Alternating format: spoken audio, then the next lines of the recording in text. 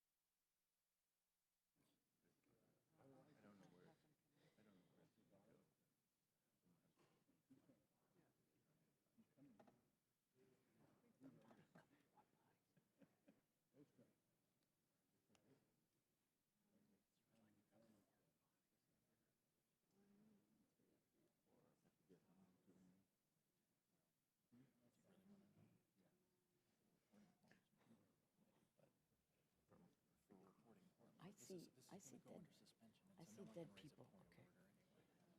If my good friend, Mr. Berman, is good to roll? Thank you. The committee will come to order.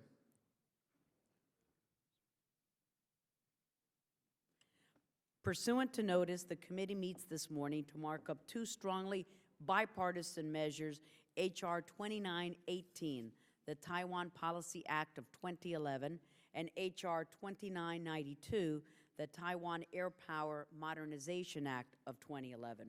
Members have before them copies of both bills, as well as the three brief bipartisan amendments that were provided to your offices earlier this week. According to the expedited procedures shared with everyone yesterday, we will consider and approve all of those measures en bloc, and then I will recognize myself, the ranking member, and any other member seeking recognition for remarks. All members are given leave to insert written remarks into the records should they choose to do so. And so, without objection, the following measures are considered as read and will be considered en bloc. H.R. 2918, the Taiwan Policy Act of 2011, Amendment 97 to H.R. 2918, offered by the Chair, Amendment 105 to H.R. 2918, offered by Mr. Connolly, H.R. 2992, the Taiwan Airpower Modernization Act of 2011, and Amendment 106 to H.R. 2992, offered by Mr. Connolly. The Chair moves that the measures just listed be adopted by the committee. All those in favor say aye. Aye. All opposed, no. In the opinion of the Chair, the ayes have it, and the bills and amendments considered en bloc are approved. Without objection, H.R. 2918 and H.R. 2922, as amended, will each be reported as a single amendment in the nature of a substitute, and staff are directed to make technical and conforming changes. I will now recognize members who wish to make statements on these measures, beginning with myself and the ranking member. The committee just adopted legislation relating to U.S.-Taiwan relations and the defense needs of Taiwan, including H.R. 2918, the Taiwan Policy Act of 2011. This legislation is designed to address the drift and lack of strategic thinking that has hurt the relationship in recent years. Although Taiwan maintains the staunch support of its many friends in Congress, the relationship has been placed on the defensive this past year, by a growing number of policy revisions. Apologists who would use Taiwan as a bargaining chip to placate a rising China started voicing their views in the journal Foreign Affairs at the beginning of the year, and have continued with an article last week titled, "To Save Our Economy, Ditch Taiwan." It was due to concerns over these voices of appeasement that I felt it necessary to further strengthen and clarify our relations with the people of Taiwan by introducing the Taiwan Policy Act. And I note that in the audience we have Mr. Lester Wolf, a former member of Congress, who this morning gave me his book, an analytic compilation with documents on subsequent developments on the legislative history of the Taiwan Relations Act, which has been the cornerstone of U.S.-Taiwan policy. It's good to see you, Congressman Wolf. These concerns have only been amplified by the administration's regrettable and short-sighted decision not to sell the next generation of F-16 CD fighters to Taiwan, despite growing evidence of China's increasing military threat to the island. Taiwan needs those F-16s, and she needs them now to defend the skies over the Taiwan Strait. And Taiwan also needs diesel submarines, and she needs them now to protect her territorial waters from the rapidly expanding PLA Navy. And Secretary of Defense Leon Panetta's comments last month in Bali that we gave Beijing, quote, a heads up, unquote, before the formal announcement on arms sales to Taiwan, despite assurances to the contrary given by administration witnesses at a prior committee hearing, raises further concerns about adherence to the Taiwan Relations Act and Ronald Reagan's 6 assurances. The bill considered and adopted today will help ensure that Taiwan's peace, prosperity, and security will be maintained for the next 3 decades and beyond. It would also further strengthen commercial relations between the United States and the people of Taiwan. While American trade interests in Asia stagnate, Beijing is expanding its own commercial interests even further out into the Pacific. Washington cannot cede supremacy in economic influence over the Pacific to Beijing. This legislation would also expedite people-to-people ties that are so vital to strengthening our bilateral relations by including Taiwan in the visa waiver program consistent with our homeland security requirements. By building on the firm foundation laid by the Taiwan Relations Act over 3 decades ago, the Taiwan Policy Act will serve to move relations between the peoples of the United States and Taiwan to new levels in the areas of security, trade, and international travel.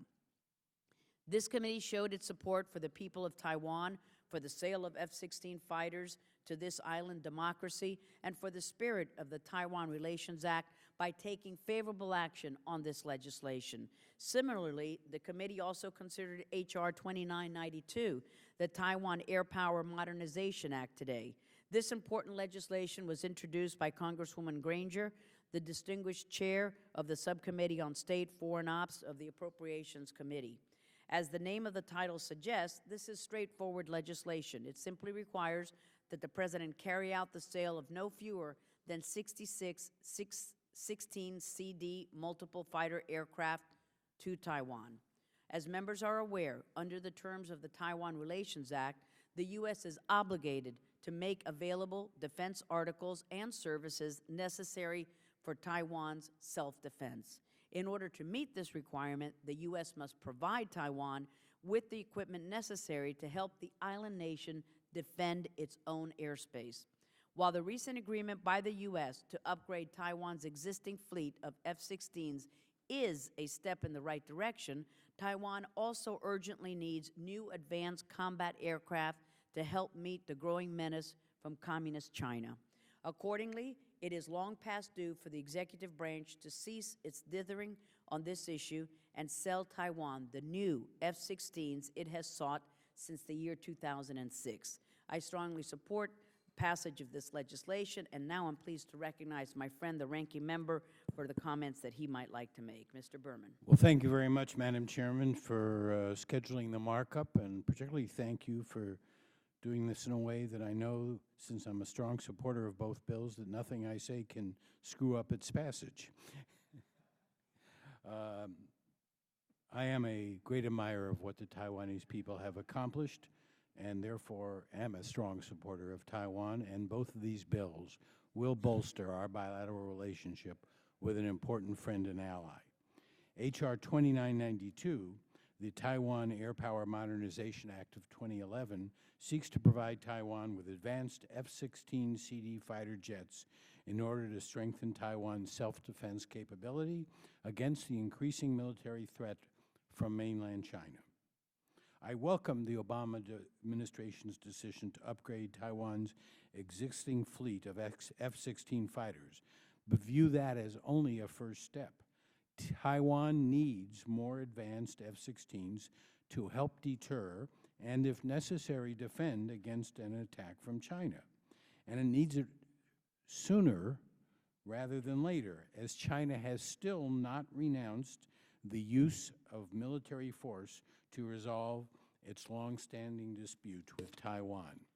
When this committee held a hearing on Taiwan last month, the administration stated that it had not closed the door to selling new F-16 CDs to Taiwan and would continue to evaluate Taipei's interest in acquiring these advanced fighter jets.